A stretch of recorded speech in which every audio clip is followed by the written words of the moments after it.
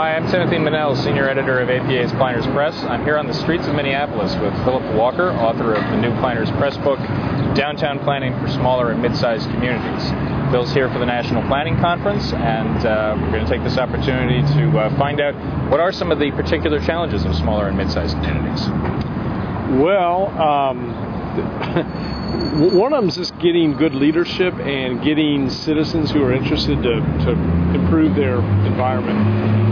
And so that really is the key. If you can get enough interest and enough support, particularly political support, that translates into funding, then you can do quite a bit. You can do a planning process, you involve the community, get support, and then, implement. So your definition of a smaller and mid-sized community is pretty broad, right? Yeah, it is. For the purposes of the book, we said any downtown that serves a community of 500,000 people or less is what we're saying. So mid-size can be, pretty large. Doesn't include New York City or right. that. Well, Minneapolis is about 380,000, and so that's a smaller city. Yeah. Right. Now you are a practicing planner. That's right.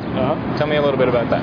Yeah. Well, I'm a consultant. I've had my own practice, one-person firm, for about 7 years now. But I've been doing planning for 20 plus years, and typically when I do a downtown plan, I'll pull together a group of other consultants. Downtowns have a lot of dimensions to them, and so it requires a multidisciplinary approach to it. So I'll oftentimes have urban designers, real estate economists, traffic engineers, that sort of thing.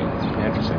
What's in your experience? What's the one thing that smaller and mid-sized communities usually do wrong the most? What's a really big misconception? Yeah, good question.